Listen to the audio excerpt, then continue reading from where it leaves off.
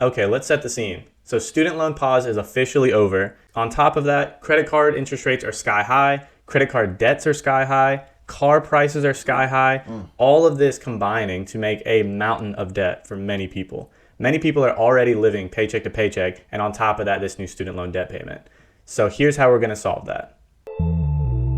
Stop wasting money on that dumb shit and instead put it in investment. I know it's tempting. You'll spend it and be broke again. Yeah, guys, so what we're referring to is something called the snowball method, or the debt snowball method. It's where you just start paying off your lowest total debt and keep building up to the next smallest, next smallest, next smallest. So you're paying off these different sources of debt until you've paid off all your debt, obviously. So you're going to start with your smallest total, not smallest monthly or smallest interest, just smallest total debt that you have. Let's say it's a little credit card or something like that. And you'll build your way up after you pay off each of these small debts until eventually you're working on the biggest debt that you have. Now, this method doesn't really include things like mortgages and stuff like that because that's massive. But every other form of debt that you have can be attacked with this snowball method. Now, obviously, you could apply it to the mortgage too, but that's typically a very, very long, drawn-out kind of form of debt. So obviously it's called the snowball method because just like Taylor said, you're going to kind of get your debts all listed out, write them all down from smallest to largest. And it's kind of like that with snowball. You build this tiny little snowball and then you're trying to build a snowman. You're like, okay, let me put it and let me roll it up, and it gets bigger and bigger. Or you roll it down a hill and it gets bigger and bigger. And that's how it is because your payment,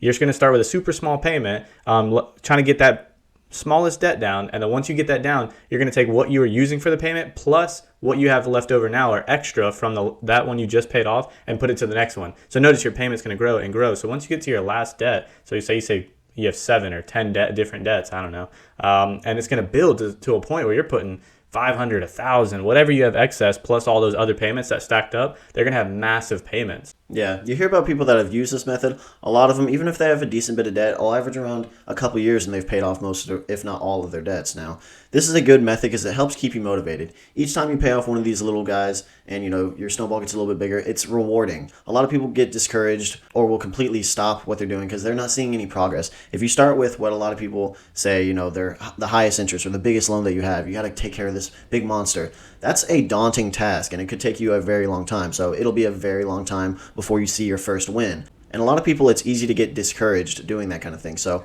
that's one reason that a lot of people like the snowball method is you're starting out small, you're getting some wins under your belt.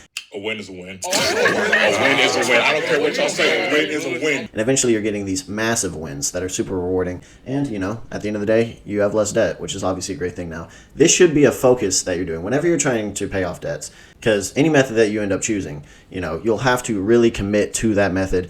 Put all you can into this. You're not going to be doing all this extravagant spending, going out every night kind of thing. You're trying to scrounge together as much money as you can to contribute to whatever smallest debt you're on now. All right, guys, so we're going to go into a quick example of really implementing this method into paying off your debts. So getting right into it, let's say you have a credit card that you owe, a second credit card that you owe money on, a personal loan, a car loan, and a student loan.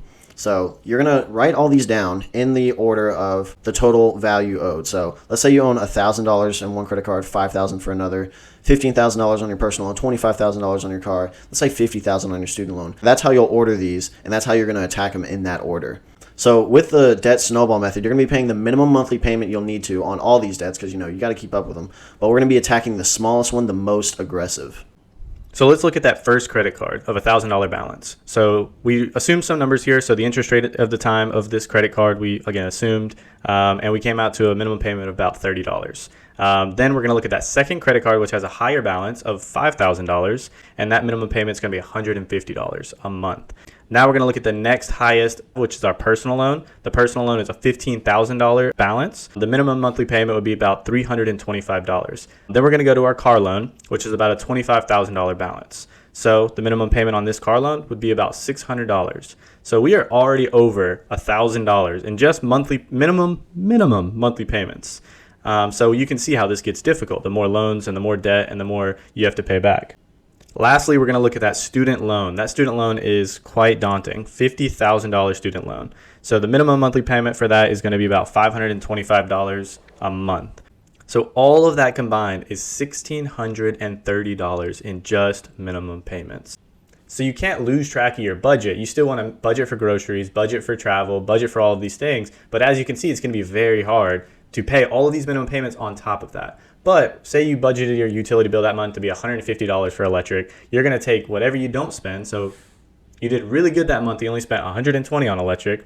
I'm making this up, obviously. So you're going to take that extra $30 and put it towards that smallest debt. So that $30 payment, minimum payment, is now going to be a $60 payment. And you're going to kind of go through your budget for the whole month, almost every month. And you're going to go, what do I have extra? What do I have extra? I was planning on spending $500 in groceries this month. Somehow I got away with spending $400. I'm going to take that extra $100, and now it's going to be, instead of $30, it's going to be a $160 payment. You can see how we're building this snowball and building it larger and larger to attack that smallest debt. Now, once that smallest debt is gone, what we're going to do is we're going to take that 30 that was the minimum plus all the other things we're able to combine that month, and we're going to put it down on the next one. Yeah. So just like we were saying, guys, this is a great method to attack these debts because right there is a win. Paying off that credit card is a win. Even though it was your smallest one, you still feel good about it. It's one less thing to worry about and get stressed about. Because let's say you wanted to attack that student loan initially. That is a lot to pay. Even the minimum monthly payment of $525 is a lot. So trying to scrounge together a little bit more to pay a little bit more towards it, that's still going to be a long while before we're able to pay off that whole thing. So like Ryan was saying, we just paid off that first credit card. Now we can take all the funds that were going to it and contribute it to our next one. And you're going to pay off that guy. And it's just going to keep going and snowball to the next one. You're just going to keep building up what you are able to contribute monthly to whatever your smallest debt is until eventually you're working at your student loan and you're paying like $1,000 a month towards this because you don't have any other sources of debts, save maybe a mortgage or something like that. But you have all this other debt that's been paid off, so you have all this extra surplus cash, which, again, you don't want to suddenly, now that you've paid off a few of these guys, start living above your means, start going out more extravagantly. You got to attack this aggressively. You got to follow this method to a T and really commit so that you can eventually pay off all your debts. But that's why this is a great method to attack debt with. And it almost becomes like a game. Like, you're like, if I don't travel this month, I'll save $150 or $300, or travel's gotten expensive, $500, and I'll be able to put that towards the credit card or the student loan. You kind of start thinking of that mindset, and you'll see just by making these little milestones, you'll see your whole life change. Your mindset will change. Everything will change, and for the better. And then once you get done with all your debts, you'll no longer want to get back into debt because it took so long. You'll have that mindset, that shift now that I don't want to get back into debt. Let me make sure I'm saving, I'm budgeting, I'm making sure I don't leave any credit card balance, and it becomes a whole new life. Yeah, $300 to travel. You must be going to just the town over. But yeah, guys, this is a great method to approach your debt because, as we were saying, you get those wins along the way. That can be what helps motivate you and keep you committed to this because, like Ryan was saying, it's tempting to go out and spend that extra money that you freed up now, to go out with friends or go out to eat and everything. I like going out to eat. Nobody likes cooking that much. Well, some people do. Yeah. I'm not the biggest fan. I'd rather go out to eat and everything, but you just have to be committed. You got to have an idea of the bigger picture, and you'll be reminded of that along the way with these wins. That's why a lot of people love the snowball method as opposed to all these other things. But there are other methods that we can go over. In fact, next week we were talking about possibly going over something called the avalanche method, which is a complete flip side of this. So that's a whole nother approach. And a lot of people love that one. So be sure to tune in next week as well. We're going to be going over several different ways you can attack debt because that's such a big thing right now. People are having to pay rent now. The rent, whole hold is off. Student loan holds are off. Everything is starting to really add up, and you have all these different sources of expenses. Things are just expensive nowadays, in general. Even not debt, just going out to eat, for groceries, anything. All your essentials are more expensive now. Debt's more expensive now. Everything is so crazy expensive that you have to be really disciplined. You have to budget, which we have a bunch of videos on budgeting. Budgeting is the step one, and it'll help you build towards forming a method to attack your debt. But there's so many things that go into this, and trust us, guys, it feels so good once you're debt-free.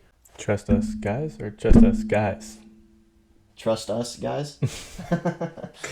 But yeah, thank you guys for tuning in. We love making this content for you guys because this is something we actually have used. This is something we've actually been through. That's why we want to share it. And like we said, we always want to share our journey and what we've learned and our experiences. So let us know in the comments if you like this method, if you're going to try this method, or if you've already done this method. Yeah. And we hope to see you there and see you in the next video. Thanks for watching. Thanks, guys. Stop wasting money on that dumb shit and instead put it in investment. I know it's tempting. You'll spend it and be broke again.